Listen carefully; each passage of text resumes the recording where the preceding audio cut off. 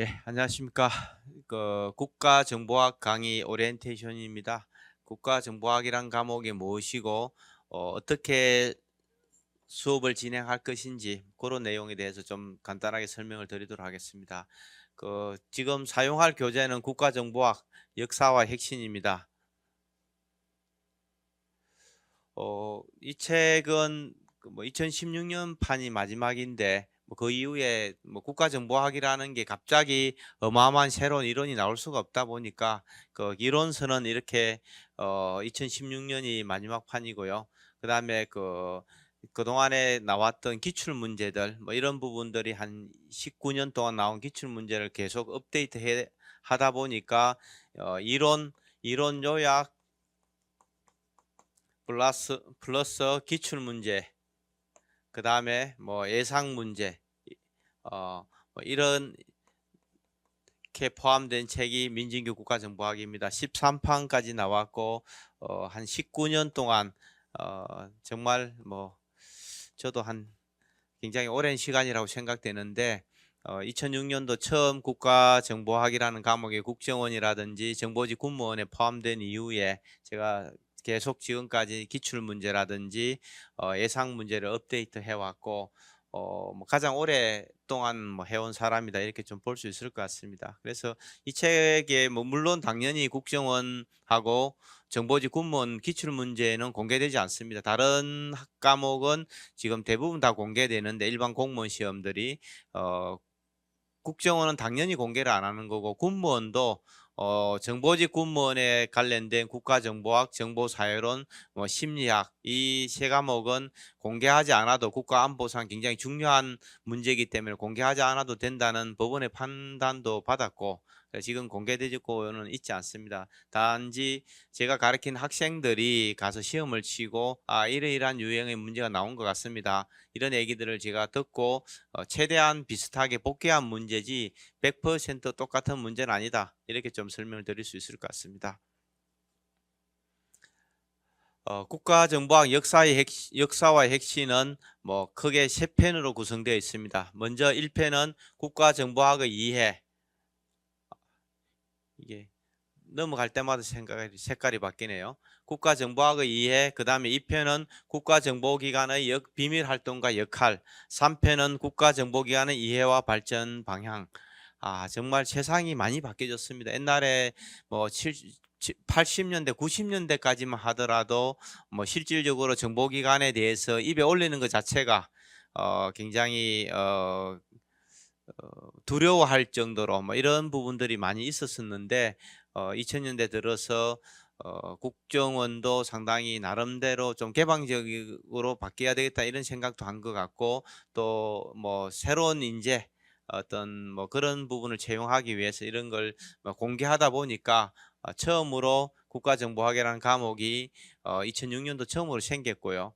또 저에게도 어떻게 보니까 그런 기회가 와서 이런 책을 쓸 수 있는 기회가 와서 저도 책을 썼고 어 저 나름대로도 많이 좀 고민들을 해 보니까 국가정보학의 이해는 국가정보학이라는 과목이 도대체 뭔지 그다음에 정보의 기능과 이해 정보 생산자와 정보 소비자 사실 대부분의 사람들은 정보 생산자는 정보기관을 얘기합니다. 국정원이라든지 어 그다음에 정보사, 우리나라 군으로 보면은 정보사, 방첩사, 아, 이런 기관들이 사이버 안보사, 이런 기관들이 정보 생산자로 볼 수 있을 것 같고요. 정보 소비자는 정책 결정권자,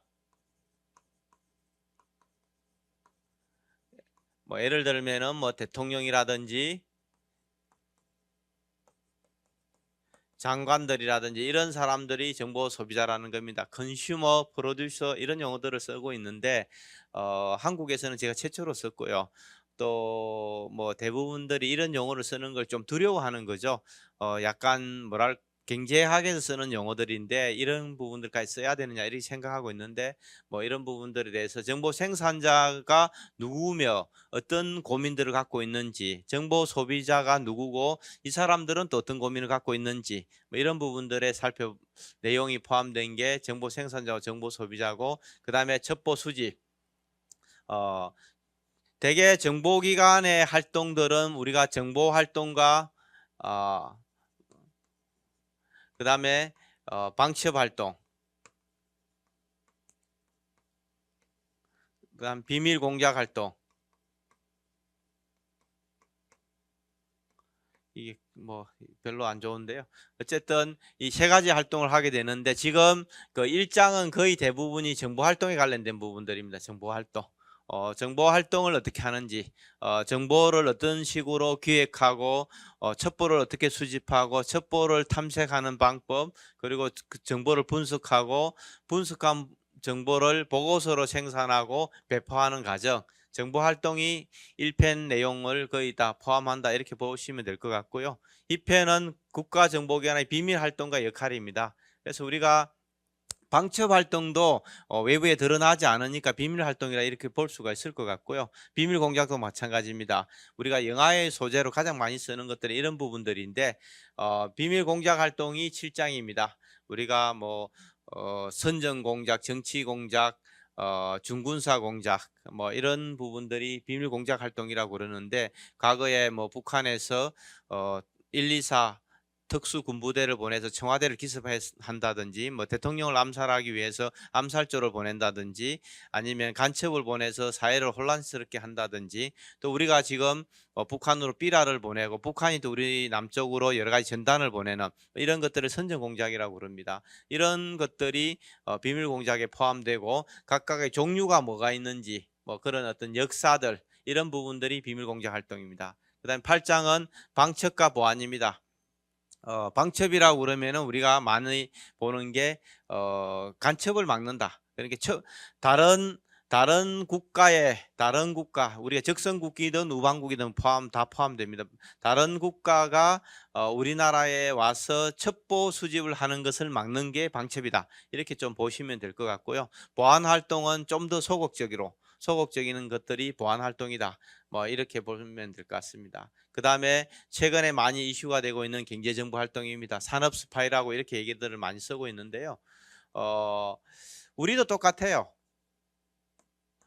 우리나라가 어느 날 갑자기 농사 짓다가 가발 만들고 뭐 이런 나라가 갑자기 그 TV도 만들고 반도체도 만들고 LNG 선박도 만들고 컨테이너 선박도 만들고 뭐 이러는 것들이 어느 날 갑자기 우리 국민들이 엄청난 공부를 해서 갑자기 하늘의 계시를 받아서 그런 그 기술을 갖출 수는 없습니다. 우리도 일본이라든지 미국에 가서 수많은 이런 산업 정보들을 수집해 와서 뭐 석유화학공단도 만들고 뭐 이렇게 조선소도 만들고 가전 공장도 만들고 이렇게 해서 지금 우리가 70년대 80년대 중화학공업 뭐 이런 전자공업, 그다음 이런 정보통신 뭐 이런 것들을 발전시키면서 먹고 살아온 거죠. 그래서 이런 것들을 우리가 경제정보 활동이라 이렇게 얘기를 하고 있고요.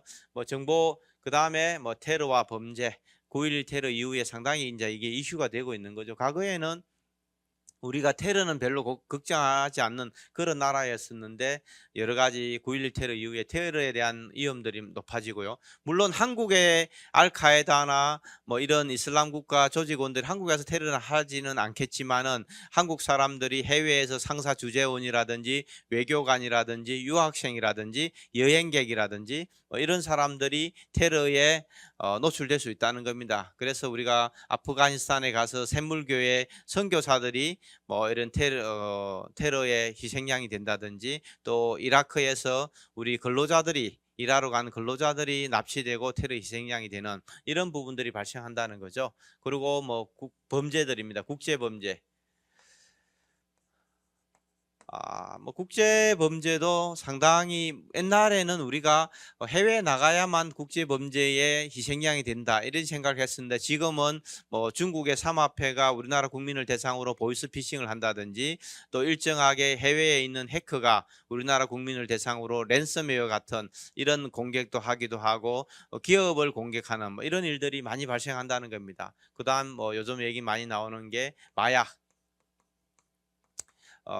뭐 우리나라 사람들이 외국인들이 와서 한국 사람하고 사귀어서 뭐 자기 나라를 구경시켜 준다고 그러면서 외국에 데려가고 또 그 한국에 다시 돌아오면서 뭐 자기들이 그 여행 가방을 대신 들어 달라고 그러는데 그 안에 마약이 있는 거죠. 자기들은 워낙 요주의 인물이니까 이미그레이션을 통과할 수가 없는데 한국의 젊은 여자 대학생이나 남자들 같은 경우에는 우리는 마약 청정 국가이기 때문에 거의 근무 세관에서 엄격하게 짐 검사를 안 하기 때문에 그걸 또 마약 운반책으로 쓰는 그런 사례들도 많이 나오고 있고요. 뭐 최근에는 이제 그런 부분들이 상당히 인식이 많이 되고 있는데 이런 것들이 뭐 어떻게 하면은 이런 부분들을 이런 범죄로부터 국민을 보호할 수 있을지 이런 관련된 게 테러와 범죄입니다. 그다음에 정보 전쟁입니다.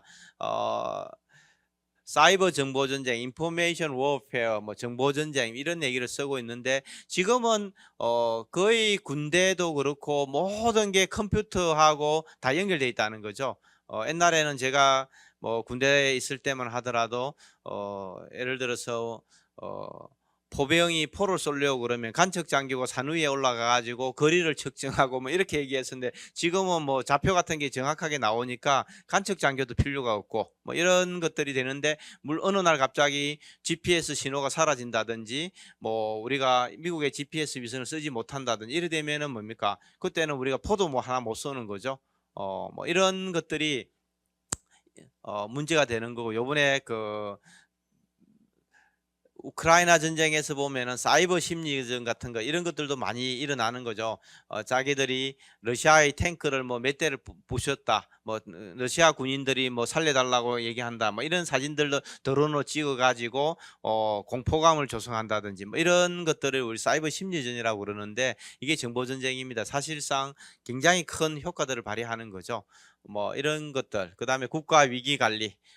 우리 뭐6.25 전쟁도 있었지만은 그 이후에 청와대 기습 사건이라든지 뭐 여러 가지 아웅산 국립묘지 폭파 사건이라든지 판문점 도끼 만행 사건이라든지 이런 뭐 국가에 굉장히 중요한 위기들이 발생했을 때 어떻게 정보기관들이 대응해야 되는지 예방하기 위한 방법들 또 사후 수습에 관련된 정보들 뭐 이런 부분들에 대한 대응하는 게 국가 위기관리입니다. 이게 어떻게 보면은 국가정보기관에 관련된 모든 것들이 지금 다 포함된 거죠. 그다음 3장은 국가정보기관의 이해와 발전 방향입니다. 한국이라든지 뭐 다른 책들은 미국의 정보기구를 먼저 보기도 하는데 일단 우리가 한국에 살고 있기 때문에 한국의 정보기구들을 보는 겁니다. 물론 당연하게 원칙적으로 정보기관들은 자국에 대한 정보에 대해서 공부를 하지 않는 게 원칙인데 어찌됐건 뭐 가끔씩 시험 문제 나오니까 최소한의 어떤 역사라든지 기구의 구성이라든지 임무들 이런 부분을 보려고 하고 있고요. 그다음에 북한의 정보기구입니다. 우리가 가장 적대하고 있는 뭐 통일의 대상이기도 하지만은 또 어떤 측면에서는 한국의 가장 위협적인 그런 국가가 북한이기 때문에 북한의 정보기구를 볼 수밖에 없고요. 그다음에 미국, 러시아, 중국, 일본 우리 주변의 사강의 정보기구가 어떻게 구성되어 있고 이러한 정보기구가 대한민국의 국가안보에 어떤 영향을 미치는지 이런 부분을 살펴보려고 하고 있고요. 그다음에 영국, 프랑스, 독일, 이스라엘입니다.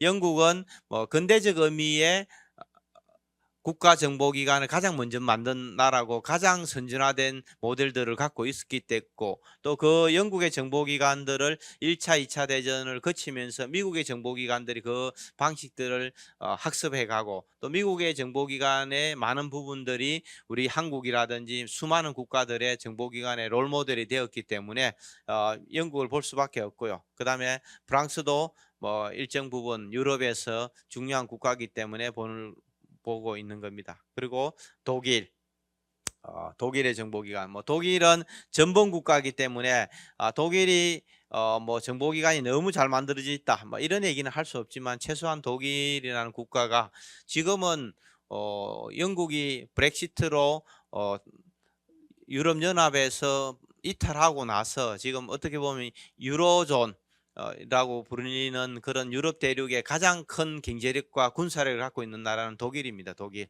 그래서 우리가 독일을 보는 것이 굉장히 중요한 이슈라고 생각했고요. 그 다음에 이스라엘입니다. 이스라엘은 사실상 우리하고는 뭐 별 관계가 없는 국가인 것처럼 보이는데 거의 우리하고 비슷한 거죠. 주변에 자기들이 뭐 지금은 한 이스라엘 국민이 한 700만 가까이 되는 것 같은데 과거에는 한 1, 2, 3차 중동 전쟁 할 때는 500만 명 정도밖에 되지 않았거든요. 그런데 아랍 국가들은 한 5억 명이 되는 거죠. 자기보다 10배나 많은 인구를 가진 국가들과 맞짱을 뜨는 거죠. 4번이나 맞짱을 뜨고 그러면서도 망하지 않고 살아남고 오히려 더 강한 국가가 되고 또 뭐 이런 과정들을 거치면서 어떻게 하면은 소수의 인구를 가지고 주변의 강대국과 싸워서 이길 수 있는 노하우가 우리가 어떻게 하면 벤치마킹 할 것인가, 뭐 이런 부분에서 또 이스라엘을 보는 것이고, 또 이스라엘이 대테러 쪽에는 상당히 강한 노하우를 많이 갖고 있습니다. 또 잘 그동안에 1970년대 중동의 테러 단체들이 이스라엘이나 유럽을 대상으로 다양한 테러 활동을 할 때 이런 부분에서 이스라엘의 정보기관들이 중요한 역할을 했기 때문에 우리도 또 대테러 관련된 부분은 이스라엘에 가서 많이 배워오고 뭐 오고 있는 그런 실정입니다. 그래서 이스라엘 정보기구를 볼 수밖에 없고, 그 다음에 국가기구 총론, 정보기관의 활동의 변화와 정보협력, 어떤 나라도 미국도 마찬가지죠. 미국도 전 세계를 대상으로 모든 것이 촘촘하게 정보를 수집할 가능성은 없는 거죠. 뭐 그러다 보니까 뭐 북한 정보에 대해서 일부분은 우리 군에 일정 부분 장비를 제공해주고 우리 군이 그 어떤 정보를 수집하고, 국정원도 마찬가지입니다. 그 정보를 수집해서 미국과 공동으로 쉐어하는 이런 방식을 갖고 있는 거고, 또 우리가 일본하고도 마찬가지죠. 우리는 북한에 대해서는 휴민트라든지 군사 정보는 조금 강한데 위성 능력이 떨어지니까 일본의 위성이 수집한 다양한 정보들을 우리가 받고, 우리는 북한의 휴민트라든지 일정 부분 군사 정보를 또 일본에 제공해주는 지소미아 같은 뭐 이런 것들을 하는 것들이 왜 그런 걸 하는지, 또 그런 것이 어떤 위험이 있는지, 뭐 이런 부분을 보는 게 정보협력입니다. 그 다음에 국가정보기관의 민주적 통제와 균형, 우리 그 박근혜 대통령 당시에 우리나라 정보기관들이 또 일제히 여러 가지 뭐 좀 불미스러운 일에 동원된 거죠. 뭐 권력을 유지하기 위해서 그 당시에 뭐 계엄령을 선포해야 된다 이런 준비도 했다 이런 얘기도 하고 있고, 뭐 그런 부분들이 또 박근혜 대통령이 탄핵되고 문재인 정부가 들어서고 뭐 이러면서 대대적인 어떤 정보기관의 개혁을 하는 그런 과정들을 거쳤는데, 그게 역사적으로 어느 것이 옳다 그러다는 것은 좀 더 시간이 지나면 더 판단이 되겠지만은 정보기관도 국민의 대의기관인 국회와 법률에 따라서 통제를 받아야 된다, 이런 측면에서 민주적 통제를 얘기하고 있습니다. 그 다음에 정보기관의 핵심 과제입니다.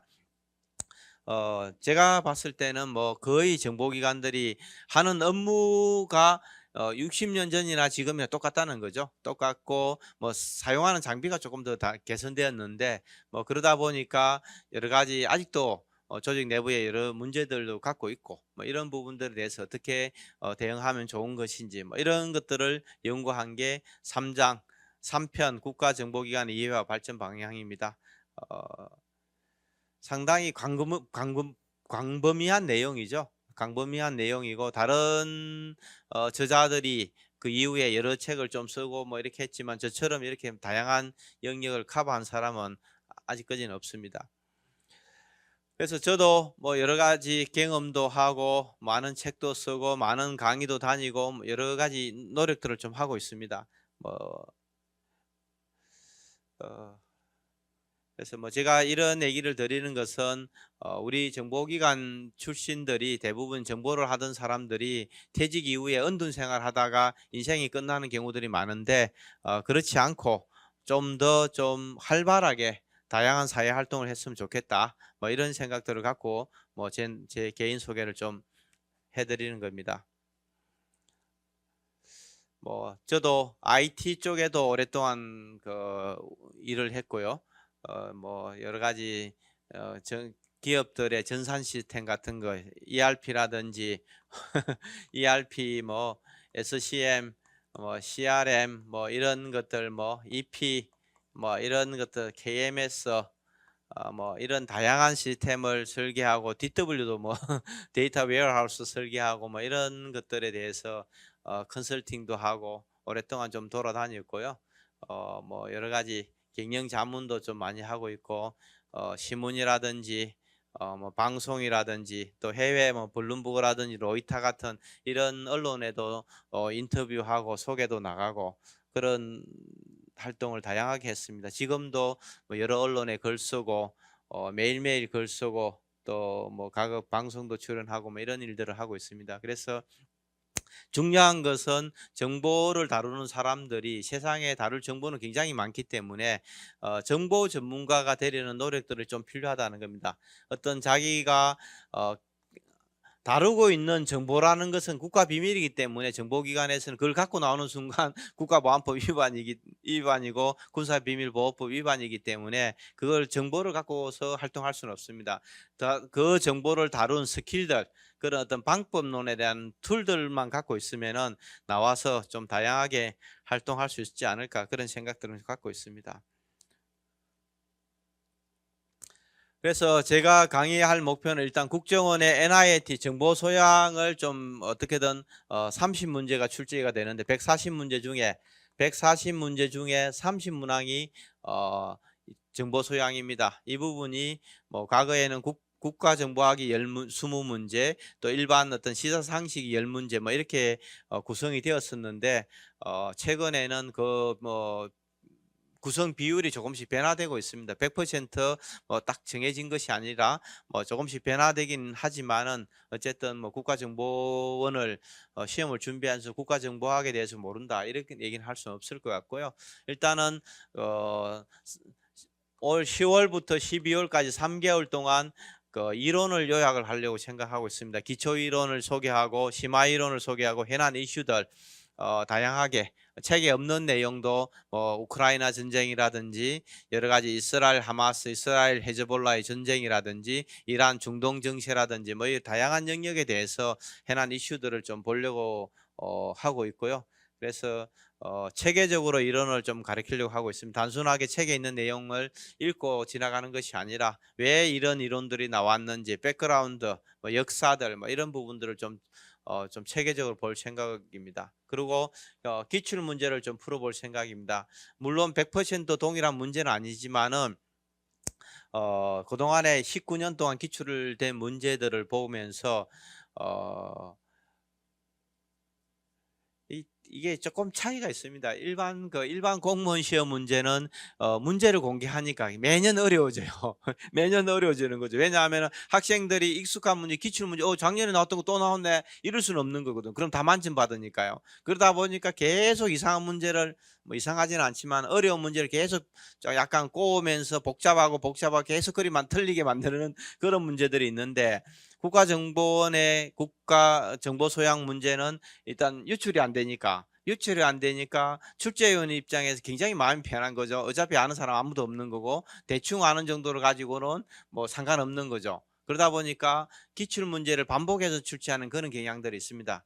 뭐 과거에 우리 문제 공개 안 했을 때도 거의 한 80%는 기출 문제를 내고 20%는 뭐 약간 새로운 문제나 뭐 유사한 문제를 내는 게 대부분 출제하는 경향이기 때문에 그런데 뭐 국정원은 아직도 문제를 공개하지 않기 때문에 이런 어떤 추세가 그대로 유지되고 있는 것 같습니다. 그래서 뭐 유사한 문제라든지 예상 문제를 조금 더 풀어보려고 생각하고 있고요. 이거는 내년 1월부터 3월까지 뭐 최소한 뭐 3, 4월까지 마무리하려고 이렇게 생각을 하고 있습니다. 그 다음에 4월부터 6월까지는 뭐 모의고사라든지 아니면은 또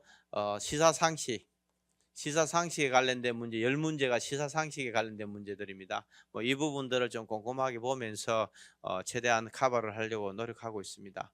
그다음 그 뭐 수업 중에 질의응답도 많이 하시면 좋을 것 같고 수업 후에도 이메일로 질의를 하시면은 뭐 제가 항상 어 음 상세하게 친절하게 제가 답변을 드리려고 하고 있습니다. 대부분의 그 국가정보학 강의하고 막 이러시는 분들도 그렇고 출제위원들도 마찬가지입니다. 제가 한국에 2006년 이전에는 국가정보학이라는 책이 없었기 때문에 이론도 범위가 명확하지도 않았고 이론을 아는 사람도 없고 단순하게 자기가 국가정보기관에서 오랫동안 근무했다는 경험밖에 없었던 거죠. 뭐 그런 부분들이고 또 제가 이런 책들이 나오고 나서 또 출제위원들도 지금 대부분이 뭐 사무관 정도가 출제한다면은 사무관 서기관들이 출제한다면 들어간 지 20년 안 됐습니다. 뭐 20년 안 됐으니까 대부분 이런 책들을 보고 또 자기가 공부하고 출제하기 때문에 이 범위를 크게 벗어날 가능성은 없습니다. 뭐 그런 측면에서는 이 정도만 공부해도 충분하다. 좀 이렇게 얘기하실 수 있을 것 같고요. 그래서 그냥 단순하게 텍스트 나열해서 읽고 지나가는 것이 아니라 정보활동, 국가정보기관의 활동 영역이라면은 어, 정보활동과 방첩활동, 뭐 비밀 공작 활동들이 있는데 이 활동의 중요한 이슈들이 뭔지 뭐 이런 부분을 좀 꼼꼼하게 살펴보는 게 중요할 것 같고요. 그 다음에 활동의 특징들 뭐 이런 부분들로 강의를 진행하려고 하고 있습니다. 뭐 국가정보기관의 존재 이유 마크 M 로렌탈이라는 미국 학자가 또 지금 현재로서는 뭐 CIA라든지 정보기관의 어떤 이론적 근거를 제공하고 있는 그런 학자이기 때문에 이 사람이 주장하고 있는 뭐 이런 어떤 사례들 이런 부분들을 보는 게 조금 중요할 것 같습니다. 뭐 국가의 전략적 위기가 20세기에 일어나는 게 무엇인가 이랬을 때 뭐 정치학자와 다 또 학자마다 규정하는 것이 다를 수가 있겠지만 우리는 일단 마크 M 로엔탈이 주장하고 있는 뭐 이런 부분들을 좀 보면서 답변을 찾아야 되지 않을까 이런 좀 생각을 갖고 있고요.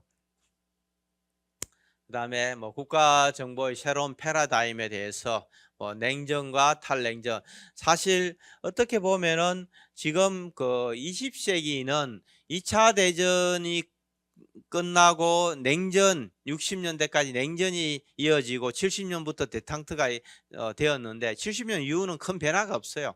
사실상 뭐 체제 경쟁 열심히 하다가 대탕트 하다가 갑자기 소련이 자기들끼리 이제 내부의 비효율성 때문에 스스로 무너진 거죠. 미국이 뭐 핵폭탄 몇 개 쏴가지고 소련을 붕괴시킨 것이 아니라 내부에 쿠데타가 일어나가지고 스스로 무너져 버리고 뭐 그러면서 큰 변화 없이 세계화가 되고 글로벌 시대가 되고 국가들은 뭡니까 이념 경쟁보다는 어떻게든 경제 전쟁을 한 거죠. 서로 국가가 더 큰 돈을 벌고 더 국민 소득을 높이기 위한 그런 방식에만 집중해 온 겁니다. 그러다 보니까 지금 뭐 탈냉전 글로벌 시대 이후에는 새로운 시대 구분이라는 게 할 방법이 없어요.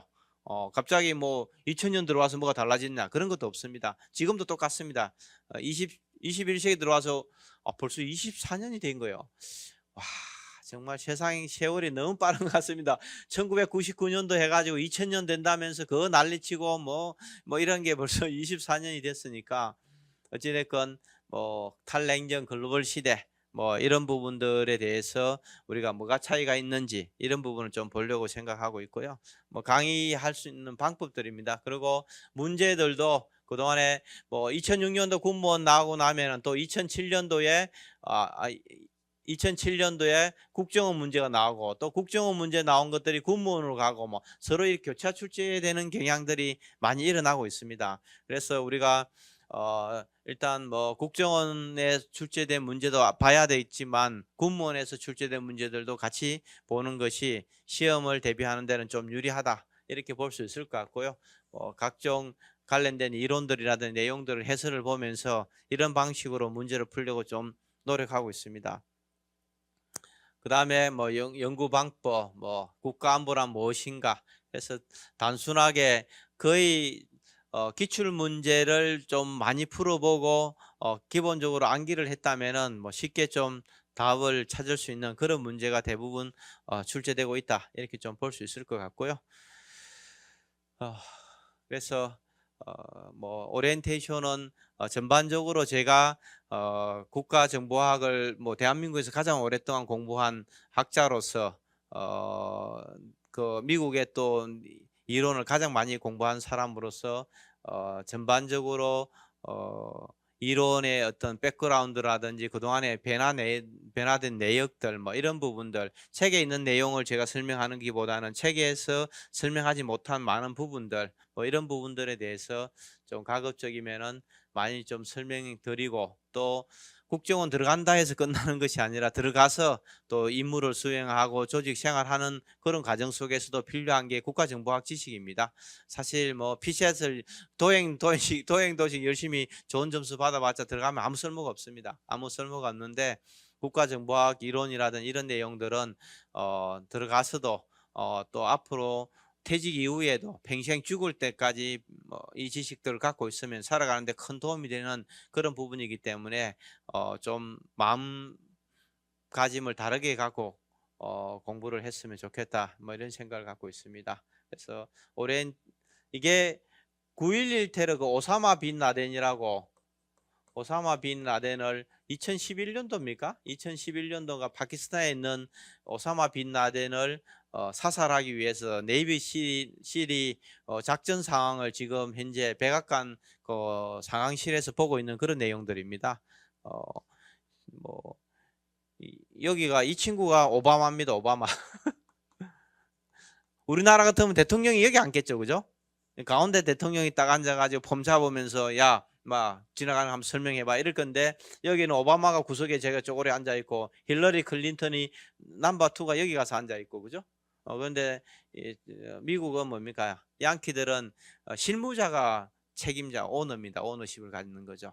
우리는 서열에 따라서 대통령 앉고 국무총리 앉고 뭐 이래 하고 실무자 이제 구석대기 앉아가지고 보고하고 있을 텐데 사진에도 안 나올 텐데 얘들은 이미 그런 부분들이 다르고요. 과거에 이 사진이 그 NGA라고 NGA가 촬영한 사진인데 그 사진이 뭐 딱 보이니까 뭡니까? 오사마 빈 라덴이 만나는 사람이나 시설 내부에 있는 사진들을 찍어서 왔기 때문에 이 해상도를 보면은 미국의 위성의 능력을 알 수 있는 거죠. 해상 얼마든지. 그때 그 워싱턴 포스트에 자기들이 이 사진을 공개했다가 한 2시간 만에 또 다시 뭡니까?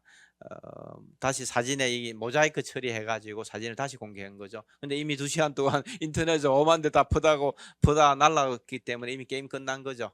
뭐 게임 끝난 건데 어쨌든 얘들은 뭐 대통령이 있어도 담배 피고 맞담배 피고 앉아서 뒤에 팔짱 끼고 뭐 우리하고는 전혀 다른 이런 방식이죠. 우리도 이제 이렇게 바뀌어야 되는데 아직까지 권위주의에 묻혀가지고 이것도 뭐 우리 같으면 여기 유리잔 멋있는 데다 도자기에다가 탁 놔가지고 컵 뚜껑까지 달고 이래야 되는데 얘들은 종이컵 갖고 장관과 대통령도 종이컵으로 물 마시면서 같이 앉아서 토론하는 거 이런 것들이 참 부럽죠.